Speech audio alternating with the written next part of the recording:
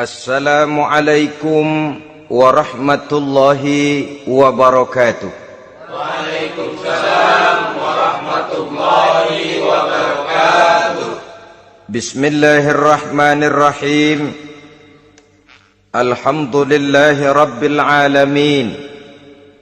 Wassalatu wassalamu ala ashrafil anbiya'i wal mursalin, Sayyidina wa maulana Muhammadin wa ala alihi wa ashabihil mujahidin at-tahirin, amma ba'du. Saudara-saudara kaum muslimin seiman dan sekeyakinan yang berbahagia, pada suatu hari seketika sedang berkumpul dengan para sahabat, Rasulullah pernah memberikan peringatan. Beliau bersabda, yushiku an tada'a alaikumul umamu kama tada'al akalatu ala qas'atiha. Pada suatu saat nanti akan datang di tengah-tengah kamu, wahai umat Islam, di mana orang-orang lain di sekeliling kamu akan bersatu mengerubungi kamu seperti bersatunya orang-orang mengerubungi makanan di atas meja hidangan. Akan datang satu saat nanti di mana kondisimu dikepung sedemikian rupa, yang barat mau menerkam, yang timur mau menghantam, yang selatan mau menginjak-injak, yang utara pun akan menjelajah. Kondisimu seperti makanan di atas meja hidangan.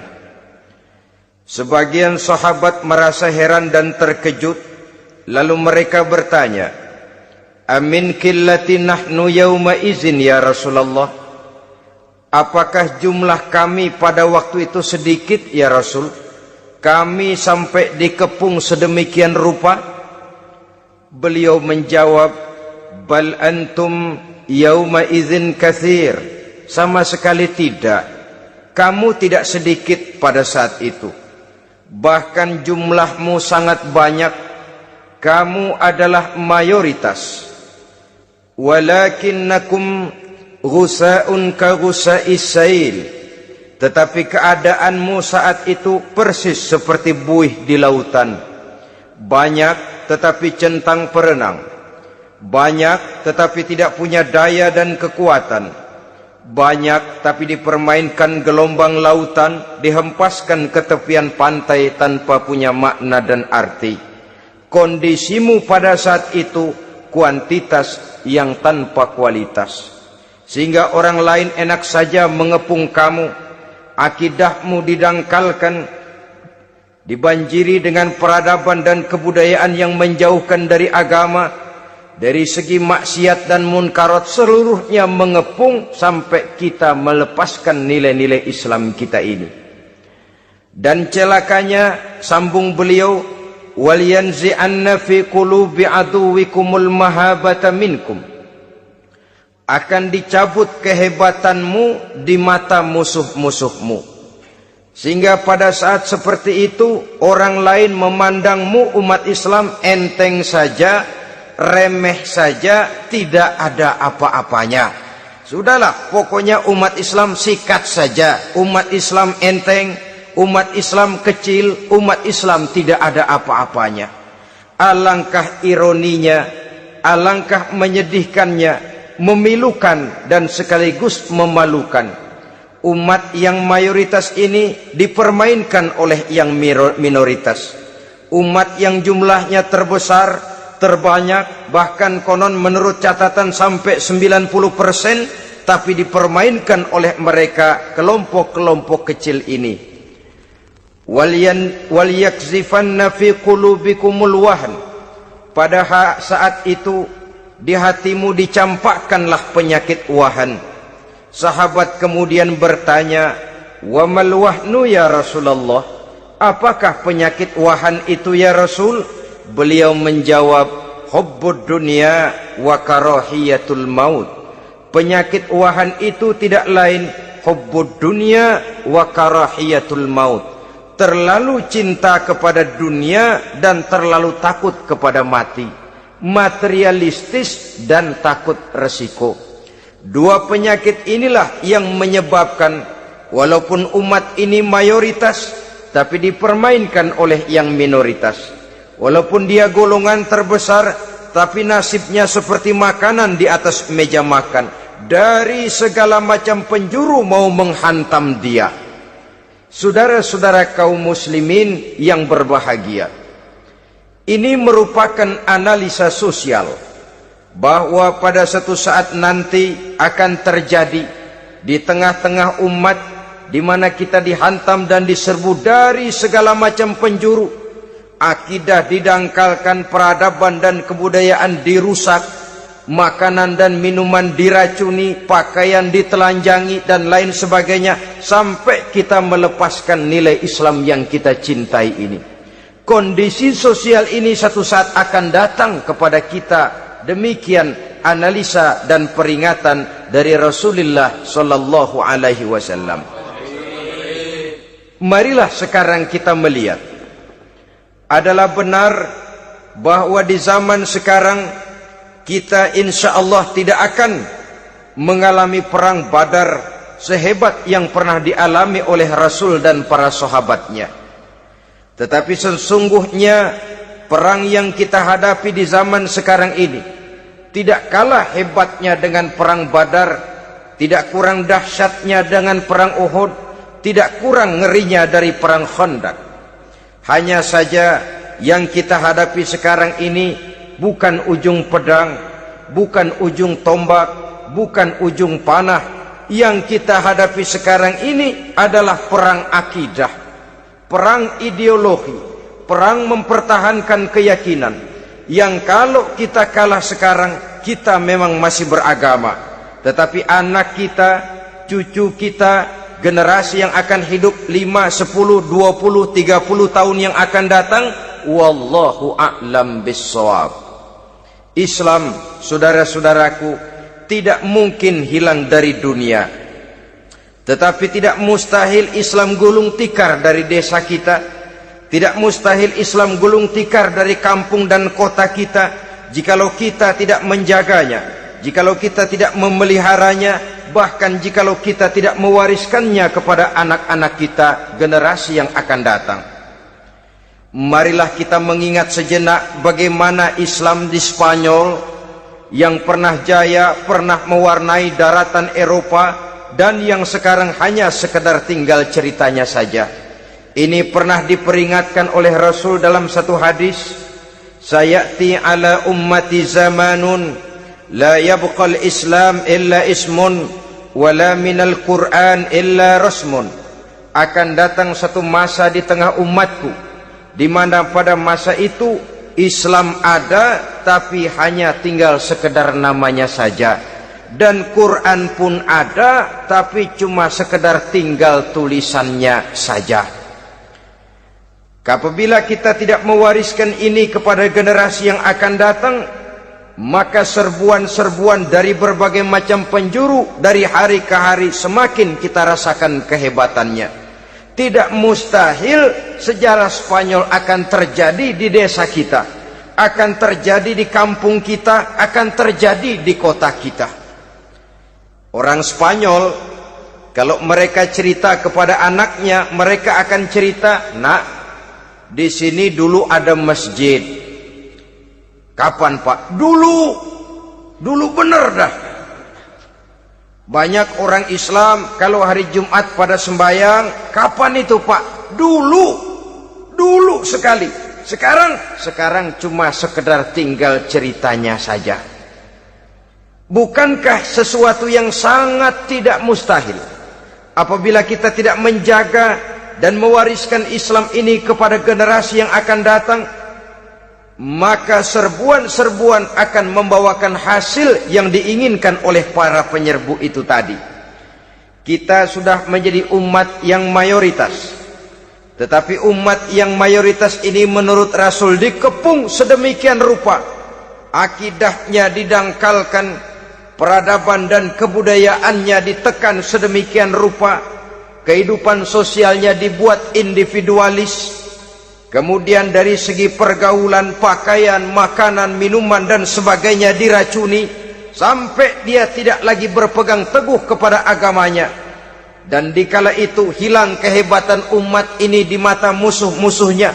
Orang lain memandang kita ringan saja, enteng saja, satu umat yang sudah kehilangan wibawa. Padahal konon kabarnya kita mayoritas, tapi enak saja dikutak-kutik orang lain. Dan dikala itu di hati kita merajalela penyakit uahan. Penyakit uahan itu apa? Pertama, hubbud dunia, terlalu cinta kepada dunia. Terlalu cinta kepada dunia yang menyebabkan kita lupa akan tanggung jawab dan kewajiban, lupa meneruskan dan mewariskan Islam kepada generasi yang akan datang. Kita berlomba hanya untuk mengejar dunia dan seluruh isinya. Baik dia bernama material, baik dia bernama seksual, baik dia bernama pangkat, jabatan dan kedudukan, berlomba-lomba kita di dalamnya. Sampai tercampaklah penyakit hubbud dunia di dalam hati ini. Berurat dan berakar dunia itu, sulit dan berat kita berpisah daripadanya. Akibatnya kemauan untuk berbuat demi dan atas nama agama sangat sulit terwujud di dalam kehidupan ini. Yang kedua, karahiyatul maut, terlalu takut kepada mati. Baik mati ajal, mati dalam artian yang sebenarnya, baik mati usahanya, baik mati karirnya, baik mati pangkat dan jabatannya. Sehingga dengan demikian akibatnya jatuhlah kita menjadi umat yang kehilangan wibawa di mata orang lain. Saudara-saudara kaum muslimin rahimakumullah, saya katakan tadi, perang yang kita hadapi di zaman sekarang adalah perang akidah. Perang menghadapi peradaban dan kebudayaan yang menghancurkan moral daripada anak-anak kita. Perang menghadapi banjirnya maksiat dan munkarat. Yang di tengah-tengah itu, di samping berkewajiban menjaga diri dan keluarga, kita pun juga berkewajiban menjaga anak-anak kita, generasi yang akan datang. Mengarahkan dan mendidik mereka sesuai dengan yang dikehendaki oleh Allah Subhanahu wa ta'ala. Oleh sebab itu, pada pertemuan kali ini yang akan saya bicarakan ialah bagaimana idealnya seorang muslim lebih dahulu memberikan pendidikan kepada anak-anaknya. Di tengah satu situasi dan kondisi di mana serbuan datang silih berganti melanda dan menghantam umat Islam, kemana anak-anak kita ini harus kita arahkan? Karena kita orang tua mempunyai tanggung jawab. Anak adalah amanah, menyia-nyiakan amanah adalah dosa, dan dosa itu merupakan satu dosa yang besar. Bahkan orang tua bisa saja masuk neraka kalau tidak bertanggung jawab tentang anak-anaknya. Satu riwayat menjelaskan, ada orang soleh, ngajinya cukup, sholatnya cukup, puasanya cukup, zakatnya cukup, di mana ada majelis taklim hadir, baca Quran hobi, fitnah orang tidak pernah. Di akhirat setelah disidang dia ternyata lebih banyak kebaikannya daripada kejahatannya, maka dia pun diperintahkan dan dipersilahkan masuk ke dalam surga. Giliran anaknya disidang, biang okem nih anak. Ditanya, siapa Tuhanmu? Tidak tahu. Siapa nabimu? Ente nyaho. Apa kitabmu? Ora gelem. Kamu pernah sholat? Tidak. Zakat? Tidak. Puasa? Tidak. Judi? Hobi. Zina? Tiap malam. Mabuk? Berat. Wah, brengsek kamu. Kebaikan tidak ada barang sedikit pun, sementara kesalahan dan dosa berlipat ganda. Kamu neraka. Anak ini protes. Benar, saya tidak kenal siapa Tuhan saya. Saya tidak tahu siapa nabi saya tidak tahu kitab suci dan kiblat saya tidak sholat, tidak zakat, tidak puasa. Tiap malam saya judi, saya zina, saya mabuk. Tapi saya kerjakan semua itu karena saya tidak tahu dan orang tua saya tidak pernah memberitahu saya. Dia enak-enakan hadir di majelis taklim, saya nyekek botol, didiemin saja. Dia enak-enakan baca Quran, saya zina, didiamkan saja. Saya bukan tidak mau, orang tua saya sama sekali tidak pernah mendidik saya. Dia mau benar sendiri. Maka kalau sekarang saya harus masuk ke dalam neraka, saya menuntut agar orang tua saya ikut sama-sama bergabung dengan saya ke dalam neraka. Gara-gara dia tuh saya jadi begini. Orang tuamu yang mana? Tuh, yang barusan mau ke surga. Ini orang tua yang sudah mau berangkat ke surga dipanggil. Sebentar dulu, Mas. Ini benar anak kamu? Iya, Pak. Waktu di dunia kamu tidak pernah ajarin dia ngaji? Sampai dia tidak kenal Tuhannya, tidak kenal nabinya, tidak kenal kiblat dan kitab sucinya? Iya, Pak. Dia tidak sholat, kamu diamkan saja. Dia tidak puasa, tidak zakat, kamu bersikap masa bodoh. Bahkan dia judi, dia zina, dia mabuk, kamu pun berdiam diri saja. Iya, Pak. Tahukah kamu bahwa anak ini adalah amanah? Menyia-nyiakan amanah artinya khianat, dan khianat adalah dosa yang sangat besar. Kamu tidak bertanggung jawab, maka kamu, anakmu gabung ke dalam neraka. Saudara-saudara kaum muslimin rahimakumullah, itu sebabnya Allah pesan benar-benar, ya ayyuhalladzina amanu qu anfusakum wa ahlikum nara. Hai orang-orang yang beriman, jaga dirimu dan keluargamu, istri, anak, orang-orang yang menjadi tanggung jawab dan kewajiban kita, jaga dan pelihara mereka dari api neraka. Saudara-saudara kaum muslimin, lalu kalau kita orang-orang tua yang hidup di zaman sekarang ini sudah sering beristighfar, mengurut dada, melihat situasi, membaca peta keadaan, konon tantangan yang akan dihadapi oleh anak-anak kita 15, 20, 25 tahun yang akan datang jauh lebih berat dari apa yang kita hadapi sekarang ini. Maka adalah wajar jika kita sebagai orang tua yang cinta kepada agama, cinta kepada anak-anak kita, berpikir untuk mewariskan nilai-nilai yang luhur ini kepada anak-anak kita generasi yang akan datang. Bagaimana pada mulanya kita harus mendidik mereka? Mari kita telusuri apa yang dicontohkan oleh Al-Quranul Karim. Orang-orang tua bijaksana yang diceritakan dalam Al-Quran, kalau sudah berpikir tentang anak-anaknya generasi yang akan datang, pendidikan pertama yang diberikan kepada anaknya ternyata adalah persoalan akidah. Nabi Ibrahim, pertanyaan yang paling merisaukan beliau buat anak cucunya ialah, ma ta'buduna min ba'di.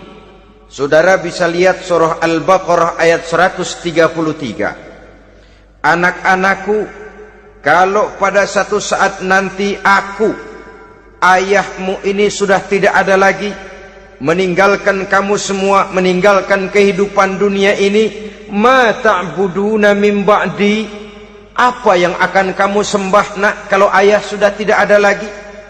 Jikalau ayahmu sekarang masih rajin ke masjid, melakukan rukuk dan sujud, i'tikaf dan membaca Quran, kalau satu saat ayahmu meninggalkan dunia ini, masihkah engkau mau ke dalam masjid? Masihkah engkau rukuk dan sujud? Masihkah engkau i'tikaf? Ma ta'buduna min ba'di, apa yang akan kamu sembah kalau aku ayahmu tidak ada lagi nak? Ditanamkan bukan hanya keyakinan bertauhid, sekaligus juga menyembah kepada Allah yang kita yakinkan dengan tauhid itu tadi. Bukankah berbeda dengan kita kebanyakan orang tua sekarang? Kita tidak pernah berpikir ma ta'buduna min ba'di. Kalau bapak tidak ada, kamu nyembah apa nak? Kita orang tua sekarang pagi-pagi malah berpikir ma ta'kuluna min ba'di. Kalau bapak enggak ada, kamu nanti makan apa nak? Bukan nyembah apa yang kita pertanyakan, bukan nyembah apa yang kita khawatirkan, makan apa nak? Maka yang dicari lalu sekolah-sekolah yang bonafit, yang tidak peduli apakah itu merusak imannya, mematikan akidahnya, menghancurkan keyakinannya. Yang penting ada jaminan hari depan bisa dapat lapangan kerja. Akibatnya berduyun-duyun orang-orang tua muslim menyekolahkan anaknya di sekolah-sekolah yang bukan Islam, yang nyata-nyata membahayakan akidahnya, dididik dengan kultur dan budaya yang bertentangan dengan nilai-nilai agamanya. Bukankah ini berarti merelakan anak untuk dikafirkan? Bukankah ini artinya menyerahkan anak untuk ditulis menurut selera para pendidik yang tidak sesuai dengan nilai akidah yang dimilikinya?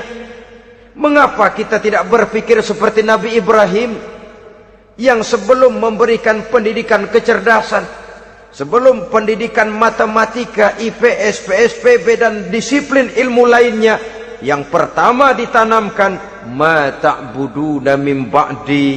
Kalau ayahmu tidak ada, kamu menyembah apa nak? Menyembah Allah apa nanti malah menyembah harta? Menyembah Allah apa nanti malah mendewa-dewakan pangkat dan jabatan? Menyembah Allah apa malah nanti menyembah alam? Itu yang dikhawatirkan Nabi Ibrahim kepada generasi yang akan datang. Dan itu saudara-saudara yang seharusnya mengkhawatirkan kita kepada anak-anak kita, generasi yang akan datang. Lihatlah serbuan akidah di zaman sekarang ini. Dimanfaatkan kemiskinan kita umat Islam. Diberikan kita tawaran berupa beras, pakaian, obat-obatan, kalau perlu beasiswa, asal bisa melepaskan keislaman kita ini. Bertahap, sedikit demi sedikit, step by step, shibran bi shibrin wa zira'an bi zira'in. Dan harus saya ingatkan, orang di zaman sekarang tidak mungkin menghantam Islam secara frontal. Tidak mungkin menghantam Islam terang-terangan, apalagi mengerahkan satuan militer. Tidak. Orang berhitung bagaimanapun kondisi dan kualitasnya umat Islam, mereka masih punya satu modal penting, fanatisme agama. Kalau ini disulut, api jihad segera berkobar, dan hanya maut yang bisa menghentikan orang yang dibakar dengan semangat jihad. Orang tahu itu. Betapa Uni Soviet kedodoran menghadapi mujahidin Afghanistan yang disulut oleh semangat jihad yang berkobar dengan persenjataan yang primitif ketimbang persenjataan Uni Soviet. Entah mereka pantang surut mundur ke belakang. Jadi jangan mimpi bahwa orang mau menghantam Islam ini dengan melarang pengajian, meruntuhkan masjid, menyegel pondok pesantren. Tidak. Melarang orang sholat. Tidak. Kalau perlu masjid diperbanyak, musola diperbesar. Tapi bikin itu masjid seperti museum. Besar, megah, mercusuar, tapi bikin seperti museum. Tempat orang kagum, tempat orang memuji, tapi sunyi dari nilai-nilai ibadah. Saudara-saudara kaum muslimin, untuk sampai kepada penghantaman akidah, jalan yang paling mudah dirintis sekarang ini secara bertahap dan sistematis, memisahkan umat Islam dari Islamnya. Biarkan mereka bernama Muslim. Biarkan di atas kartu penduduknya tertulis agama Islam. Tapi tanamkan budaya-budaya yang menyebabkan cara bergaul mereka, cara berumah tangga mereka, cara bertetangga mereka, sampai kepada cara mereka berpakaian, cara mereka bergaul, cara mereka makan dan minum, cara mereka mendidik dan menyekolahkan anak sama sekali tidak lagi mencerminkan nilai-nilai yang islami. Itu sudah satu usaha yang paling praktis, memisahkan umat Islam dengan Islamnya. Kalau sadarlah kita ke arah ini usaha orang di zaman sekarang, maka yang harus pertama kita tanamkan kepada anak-anak kita, didik mereka dengan jiwa tauhid yang mengkristal di dalam batinnya, meresap sampai ke tulang sumsumnya, yang tidak akan sampai pun nyawa berpisah dari badannya, akidah itu tidak akan berpisah dari hatinya. Bahkan dia sanggup dengan tegar berkata, lebih baik saya melarat karena mempertahankan iman daripada hidup mewah dengan menjual akidah. Satu khitah, satu garis kehidupan yang perlu kita wariskan kepada anak-anak kita, generasi yang akan datang. Dahulu ada satu tradisi, saudara-saudara. Kalau anak gadis kita dilamar orang, orang lalu bertanya, anakmu mau ngelamar gadis saya, apa sudah khotam Quran berapa kali? Apa sudah bisa baca kitab macam-macam dan lain sebagainya? Sehingga lahirlah satu kebanggaan. Apapun motifnya, tapi pertanyaan semacam ini zaman sekarang sudah langka. Paling-paling yang ditanya kalau anaknya dilamar orang, anakmu kerja di mana? Gajinya sebulan berapa? Kendaraannya bebek apa soang apa-apa? Itu yang kita pertanyakan, berkisar di seputar materi, kerja, job, status sosial dan lain sebagainya. Perkara bisa baca Quran atau tidak, nomor 18. Perkara sembahyangnya rajin apa tidak, nomor 36. Saudara hadirin, akibatnya terjadi pergeseran nilai. Maka mendidik anak menurut tuntunan Quran adalah seperti yang diberikan contoh oleh Luqmanul Hakim, yang diceritakan dalam surah Luqman mulai ayat 11 dan selanjutnya. Apa pendidikan pertama yang harus kita berikan kepada anak? Pertama, ya bunayya la tusyrik billah. Wahai anakku, jangan sekali-kali engkau menyekutukan Allah. Nak, jaga tauhid, pelihara iman, mantapkan akidah. Ini dasar yang pertama. Belum lagi anak mengenal berbagai macam disiplin ilmu, yang pertama ditanamkan tauhid. Ini yang mendasari kehidupan. Ini yang akan menjadi mewarnai dan menjadi warna dari kepribadian seseorang. Sentuhan jiwa tauhid di dalam diri si anak. Belum lagi sempat dia kenal yang lain, yang pertama yang kita tanamkan, kita wariskan, kita berikan, la tusyrik billah. Jangan sekali-kali menyekutukan Allah. Nah, kalau ini sudah tertanam, ini sudah merupakan satu fondasi yang kuat. Selebihnya nanti tinggal melihat bakat si anak, kemana dia harus dididik ini. Yang terpenting nilai iman lebih dahulu tanamkan. Dan untuk menghancurkan nilai keimanan, saudara-saudara, saya katakan, ingatkan kepada hadis di awal tadi, dikepung kita dari berbagai macam penjuru agar bila bisa melepaskan nilai-nilai iman dan keyakinan. Proses pendangkalan akidah, ditanamkan keraguan kepada agama, ditanamkan rasa malu beragama, sholat malu, baca Quran malu, berangkat ke masjid malu, pakai jilbab malu. Ditanamkan rasa malu beragama, sehingga bertahap sedikit demi sedikit kita mulai berpisah dengan kehidupan beragama. Ditanamkan hal yang sedemikian rupa dari berbagai macam penjuru. Dihantam akidah, akidah kuat, dihantam dari segi peradaban dan kebudayaan. Diperbanyaklah peradaban dan kebudayaan yang bukan mendekatkan kita dengan agama, malah mendekatkan kita dengan neraka. Menjauhkan kita dari agama, menjauhkan kita dari nilai-nilai luhur yang diwariskan oleh orang-orang tua kita terdahulu. Adalah kewajiban kita yang pertama mendidik anak, menanamkan roh, jiwa dan semangat tauhid di dalam diri mereka. Saudara-saudara kaum muslimin rahimakumullah, kenapa kita lebih dahulukan menanamkan jiwa, roh dan semangat tauhid ini kepada anak-anak kita? Pertama, kita tidak hanya ingin sekedar mempunyai anak yang pintar, tetapi lebih daripada itu kita pun ingin mempunyai anak yang benar.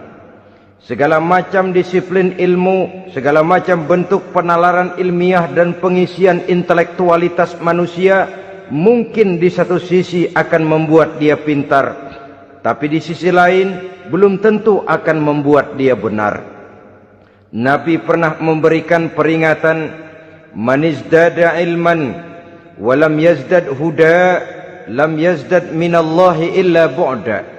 Orang yang hanya bertambah ilmu pengetahuannya tapi tidak bertambah hidayah dari Allah, tidak makin mantap keimanannya, maka seluruh nilai-nilai ilmunya hanya akan menjauhkan dia dari Allah Subhanahu wa taala. Dan adalah lebih merupakan azab daripada nikmat kalau kita diberikan ilmu pengetahuan yang hanya akan menyebabkan kita semakin jauh dari Allah Subhanahu wa taala. Yang kedua, sesungguhnya roh, jiwa dan semangat tauhid yang melekat dalam diri anak pada puncaknya akan melahirkan satu disiplin murni yang tumbuh dari dalam dirinya sendiri, di mana si anak dalam kehidupannya merasakan dimanapun dia berada, kemanapun dia pergi, ia selalu merasakan kehadiran Allah dekat dalam hidupnya. Ia sadar sesadar-sadarnya bahwa tidak ada satu perbuatan yang bagaimanapun kecilnya yang bisa disembunyikan dari kekuasaan Allah Subhanahu wa taala. Yang ketiga, dengan penanaman roh, jiwa dan semangat iman ini, maka diharapkan anak-anak nanti pada pertumbuhannya sanggup mengendalikan hawa nafsunya. Dengan kata lain, bahwa penanaman jiwa tauhid, penanaman roh dan semangat keimanan ini merupakan kondisi dasar yang harus dilakukan sebelum yang lain-lainnya. Kemudian pendidikan kedua yang diberikan oleh Al-Quran melalui contoh dan model dengan Luqmanul Hakim ini, setelah menanamkan tauhid, ditanamkanlah kepada si anak ini rasa hormat kepada orang tuanya. Wa wassaynal insana biwalidayhi, dan kami wasiatkan kepada manusia untuk berbakti kepada ibu bapaknya. Hamalathu ummuhu wahnan ala wahnin, karena ibunya telah mengandungnya dengan kepayahan di atas kepayahan, maksudnya dengan kepayahan dan kelelahan yang berlipat ganda. Sehingga ketika Rasul ditanyakan orang, ya Rasul, siapa yang paling harus saya taati di dunia ini? Beliau menjawab, ibumu. Kemudian siapa lagi ya Rasul? Ibumu. Setelah itu siapa lagi ya Rasul? Ibumu. Dan kemudian siapa ya Rasul? Bapakmu. Ibu, ibu, ibu, bapak. Bahkan al-jannatu tahta aqdamil ummahat, surga berada di bawah telapak kaki ibu. Bagaimana menanamkan rasa hormat kepada orang tua di hati anak? Tentu yang pertama, bagaimana orang tua bisa memberikan keteladanan. Marilah kita sebagai orang-orang tua ini menyadari bahwa sebelum anak kenal sekolah dasar, sebelum anak kenal TK, ibtidaiyah, sanawiyah sampai kepada perguruan tingginya, yang pertama dia kenal adalah lingkungan rumah tangganya, gurunya adalah ibu bapaknya. Di sini berlakulah apa yang dinamakan keteladanan. Keteladanan jauh lebih berhasil daripada sekedar teori-teori yang muluk. Keteladanan jauh lebih berhasil daripada berbagai macam indoktrinasi dan penataran. Kurangnya keteladanan akan menyebabkan anak mencari pola. Apabila kita orang tua ini tidak bisa memberikan keteladanan yang baik kepada anak-anak kita, maka pada suatu saat anak-anak akan menganggap enteng dan kehilangan wibawa kita sebagai orang tua di mata mereka. Dikala itu akan sangat sulit kita membentuk kepribadian mereka. Bukankah di zaman sekarang ini kita banyak mengalami krisis wibawa, krisis figur? Ada yang karena rapotnya merah melulu, gurunya dikeroyokin. Pak guru pulang sekolah dicegat. Bahkan nyaris ada orang tua pernah dibunuh oleh anaknya sendiri. Dan lain sebagainya, kasus-kasus yang sebenarnya tidak perlu terjadi, karena memang bukan saja bertentangan dengan nilai budaya kita sebagai bangsa, tapi juga bertentangan dengan ajaran agama kita sendiri. Krisis wibawa, krisis figur, yang juga akibatnya harus kita sadari banyak faktor yang membentuk kepribadian anak. Pergaulannya, yang dibacanya, yang ditontonnya, yang disaksikannya di dalam kehidupan. Benar kita menyekolahkan mereka, tapi berapa jam mereka di sekolah? 6 jam, 7 jam paling lama. Sedangkan mereka hidup satu hari satu malam 24 jam.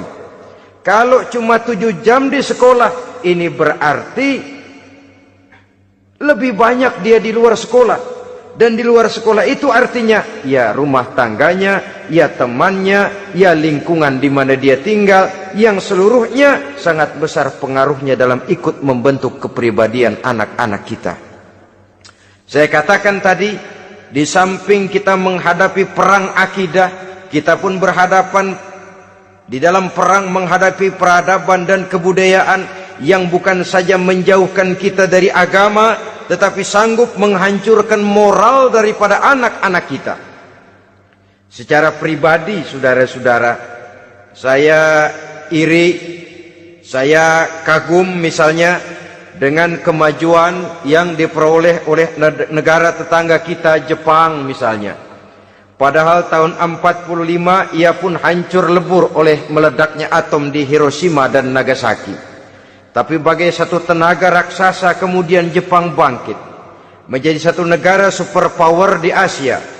Bahkan gurunya saja Amerika sekarang ini kewalahan menghadapi perang dagang dengan Jepang ini.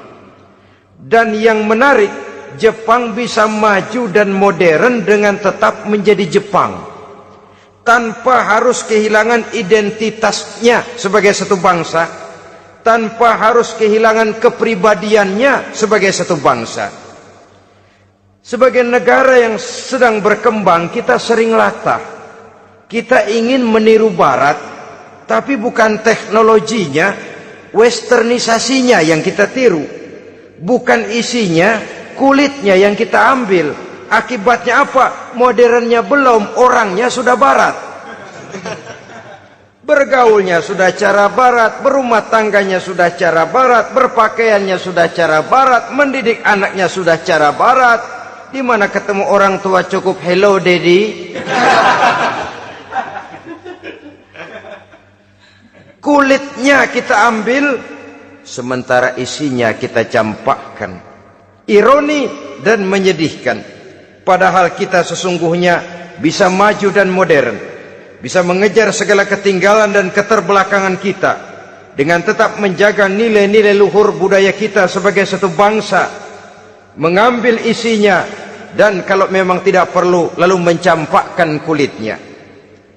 Pengaruh peradaban dan kebudayaan yang menghancurkan moral daripada anak-anak kita oleh pesatnya arus teknologi, oleh pesatnya arus komunikasi, di mana hal-hal yang terjadi di belahan dunia lain dapat kita saksikan hari ini juga melalui layar televisi. Yang terjadi di Amerika, di Eropa, di Afrika, di ujung dunia yang paling ujung sekalipun, di ujung dunia yang paling ujung, hari ini kejadian, hari ini sudah bisa kita saksikan. Pesatnya arus komunikasi, kalau jatuh ke tangan anak-anak kita yang belum mempunyai filter, daya saring positif, akan dicerna oleh mereka tanpa memilah dan memilih.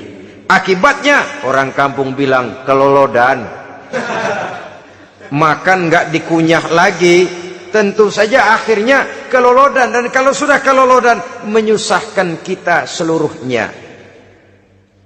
Oleh karena itu budaya menghormati orang tua perlu dijaga, perlu dipelihara dan diwariskan kepada anak-anak kita. Tali silaturahmi sehingga ada respeknya kepada orang tuanya. Jangan bapaknya dianggap CS, ibunya dianggap CS, kakeknya dianggap CS. Hilang rasa respek, hilang rasa menghormati. Sementara orang tua sendiri tidak bisa memberikan keteladanan, kurang mendapat perhatian dan lain sebagainya. Apalagi kalau baik ibu maupun bapak adalah orang-orang karier yang setiap hari sibuk menghadapi tugas masing-masing. Bapak sibuk rapat, pindah kantor sana kantor sini, ibu sibuk arisan, besarlah anak-anak di tangan pembantu dan lain sebagainya, sehingga dia merasa kurang mendapat perhatian, dan ini akan ikut membentuk warna dari kepribadian yang dimilikinya. Sampai kepada pelosok-pelosok desa, jaringan televisi memang menguntungkan. Tapi kalau sudah sampai kepada menayangkan budaya-budaya yang tidak sesuai dengan pola di mana mereka tinggal, pola lingkungannya, dan ingin mereka terapkan dalam kehidupan, ironi dan menyedihkan. Maka sering dikatakan, jikalau ABRI masuk desa, rakyat beruntung. Jikalau listrik masuk desa, rumah jadi terang. Jikalau koran masuk desa, rakyat jadi cerdas. Jikalau hakim masuk desa, rakyat lalu sadar hukum. Tapi jikalau maksiat dan munkarat masuk desa, minuman keras masuk desa, judi masuk desa, pelacuran masuk desa, rakyat tentu kiamat. Dan kita harus punya budaya untuk memilah dan memilih, mempunyai filter untuk jadi daya saring positif. Oleh karena itu saudara-saudara, tahap kedua setelah menanamkan jiwa tauhid kepada anak, tanamkan rasa hormat kepada orang tuanya. Orang tua itu ibu bapaknya, orang tua itu guru-gurunya yang mengajarkan dia, atau yang dianggap tua yang lebih senior dari dia. Karena tidak ada satu peradaban yang berdiri sendiri. Bagaimanapun maju dan modernnya kita sekarang, tentu merupakan mata rantai yang berkaitan dari generasi terdahulu. Ini yang kedua. Setelah tauhid, berbakti kepada ibu dan bapak. Tidak ada satu kebahagiaan yang bisa ditegakkan di dunia ini tanpa doa, tanpa restu daripada ibu dan bapak. Ini keramat hidup. Doanya dikabul Allah dan kutuknya juga dikabul oleh Allah Subhanahu wa ta'ala. Jadi mendidik anak setelah menanamkan jiwa tauhid, menanamkan rasa hormat dan taat berbakti kepada ibu bapaknya. Itu yang kedua. Kemudian yang ketiga, melalui model Luqman, Quran mendorong kita untuk mendidik anak, menanamkan etika otonom. Apa itu?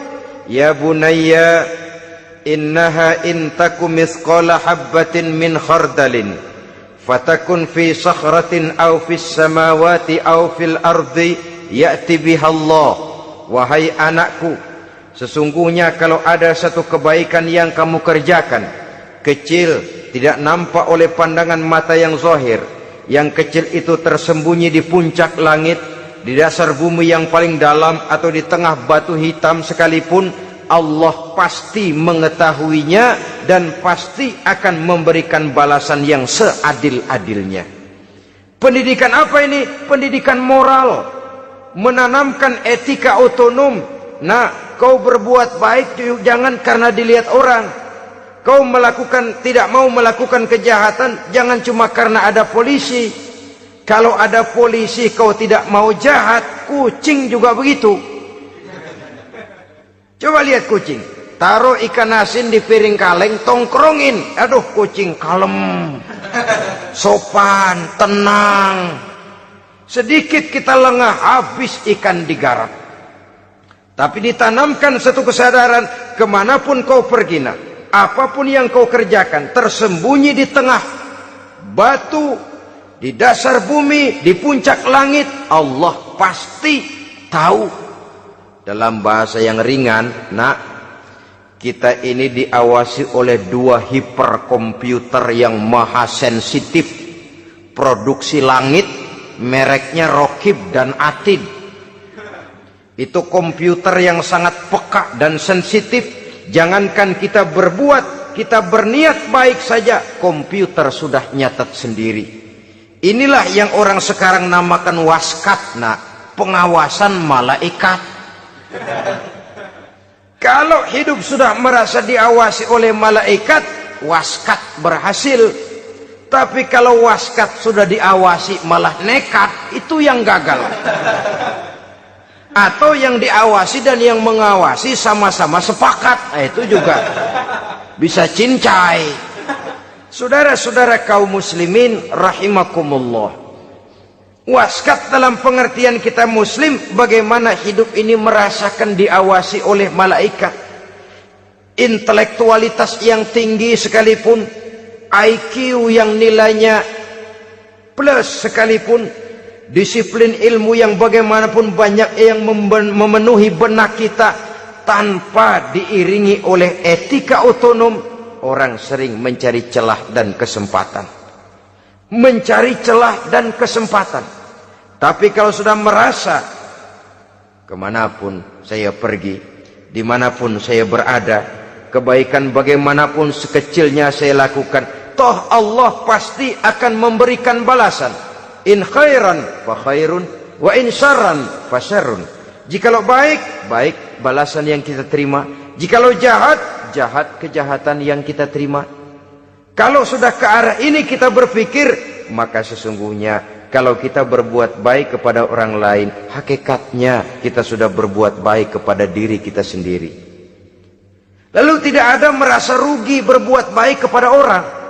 Karena manakala dia melakukan kebaikan kepada orang lain, artinya dia sudah berbuat baik untuk dirinya sendiri.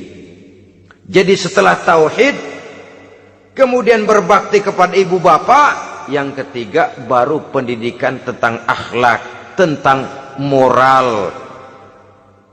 Pola ini yang sering terlupakan oleh kita, bahwa bagi kita itu pendidikan tidak lain upaya mencerdaskan otak anak. Jangan sampai sebab ini kelihatannya pembangunan makin maju, persaingan hidup makin tajam, tensi ekonomi semakin tinggi, sementara jumlah tenaga kerja dengan lapangan kerja yang tersedia jauh dari mencukupi. Jikalau tidak membekali anak dengan pendidikan yang menunjang lapangan pekerjaan, orang tua khawatir, takut sekali anaknya jadi gelandangan. Dikhawatirkannya kehidupan dunia ini, sementara dia lupa kalau anaknya bisa jadi gelandangan di akhirat. Padahal selama-lamanya gelandangan di dunia, paling seumur manusia itu 60 tahun, 70 tahun lah umur orang sekarang. 70 itu sudah luar biasa itu. Tapi kalau harus menggelandang di akhirat, menjadi gelandangan di akhirat, alangkah menyedihkannya. Apakah akan kita korbankan satu kehidupan yang langgeng, abadi, cuma karena tertipu oleh fata morgana dan kamuflase? Kita korbankan yang sedikit, kita korbankan yang besar karena kita memilih yang sedikit. Dalam bahasa Al-Quran memang pernah diceritakan hidup ini hakikatnya perlombaan, saudara-saudara. Perlombaan. Dan di dalam perlombaan itu ada yang menang, ada yang kalah.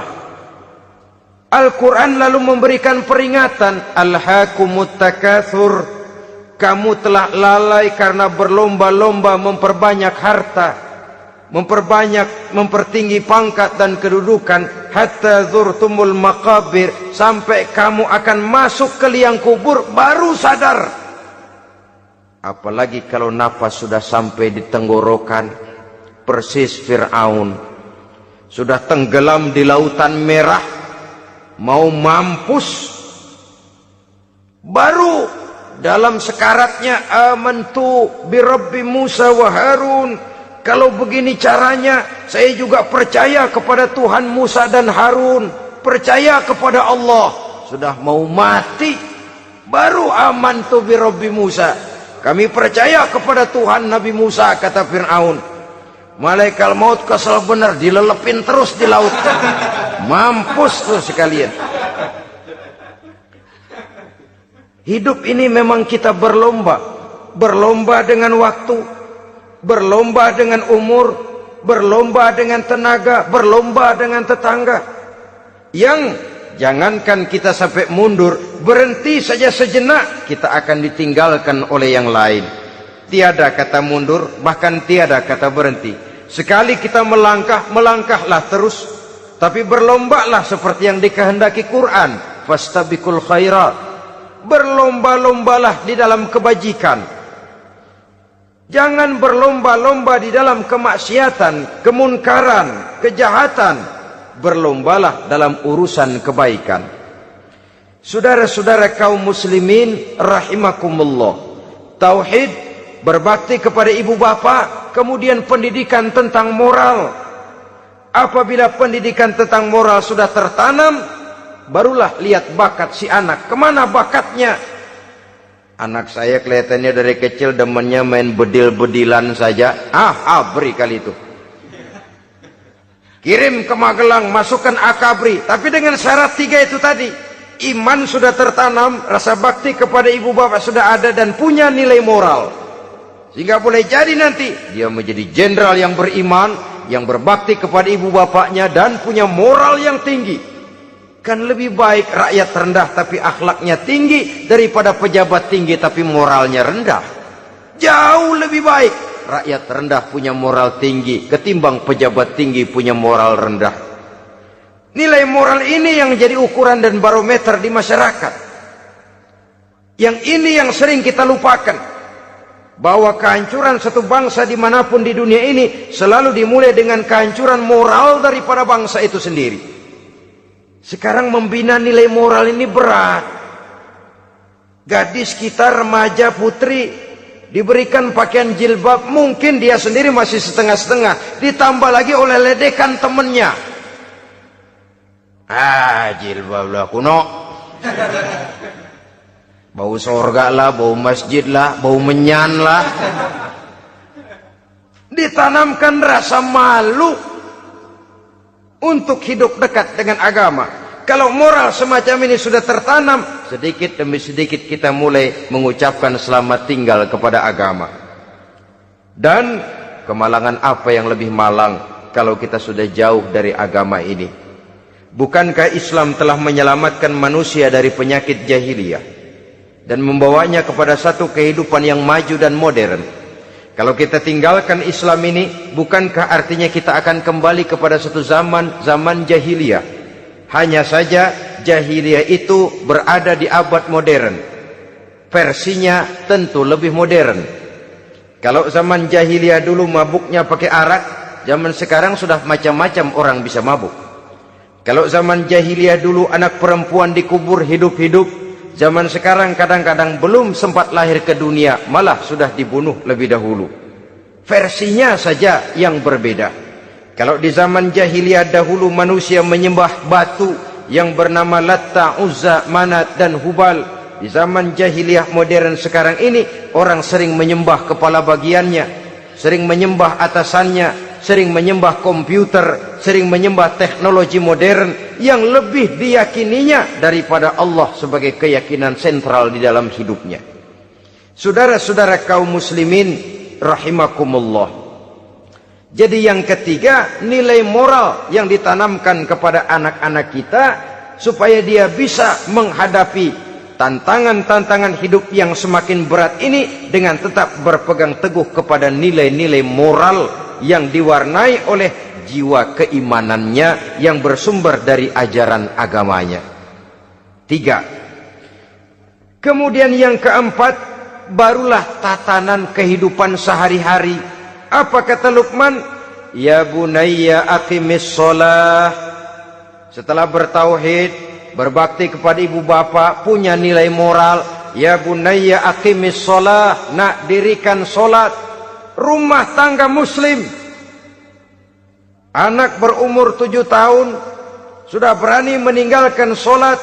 Kata Nabi, pukul. Bukan untuk menyakiti, untuk mendidik. Karena sayang kepada anak. Saudara-saudara, kita khawatir betul kepada anak. Kalau dia pulang dari sekolah, buru-buru kita sebagai orang tua bertanya, sudah makan nak? Sudah istirahat nak? Tapi jarang kita sebagai orang tua melontarkan, sudah sholat nak?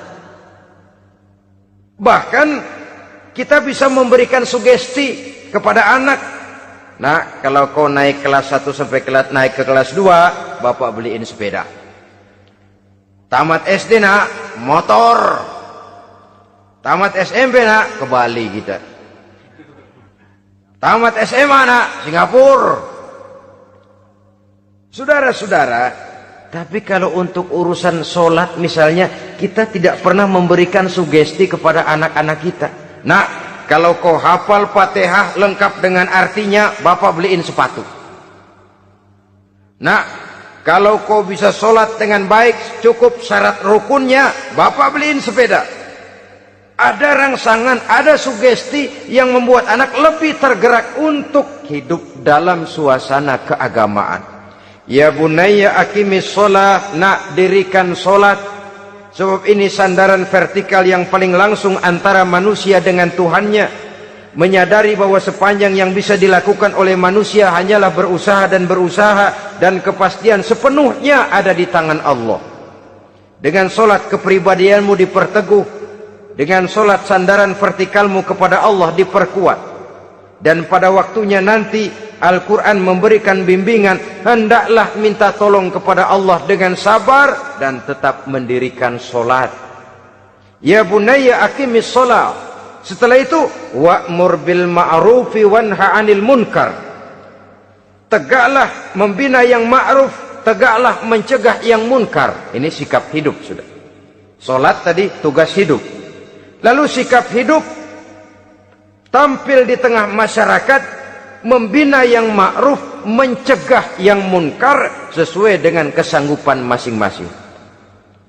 Bukankah setiap kita kepingin punya anak yang bermanfaat, setidaknya bagi keluarganya, syukur kalau bisa bagi lingkungannya, bagi masyarakat, bangsa dan negaranya.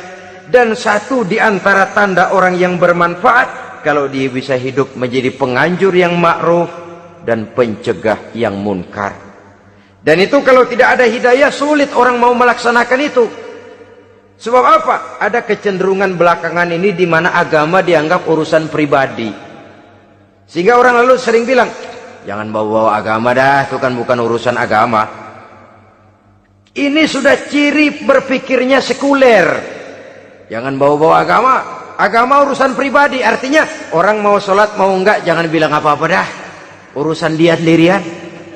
Dia mau puasa dia enggak, merdeka saja, urusan pribadi. Agama bukan persoalan pribadi.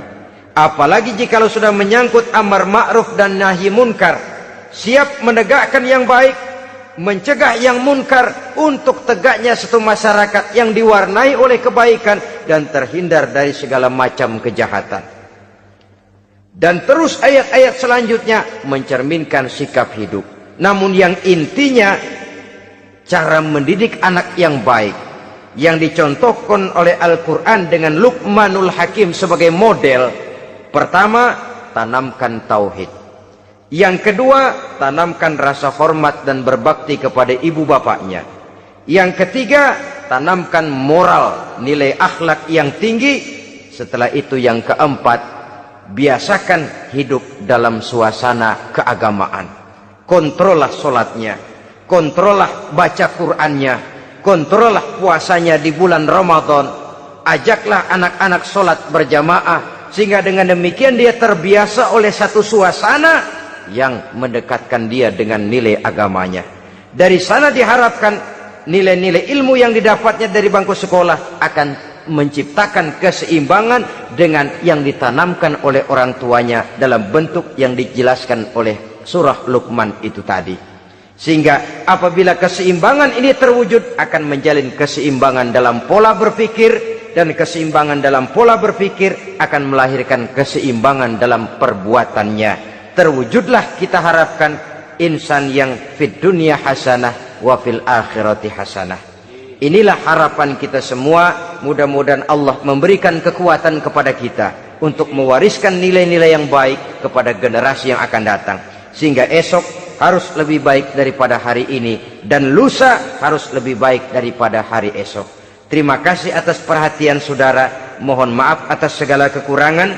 Usikum wa nafsi bitaqwallah. Wassalamualaikum warahmatullahi wabarakatuh.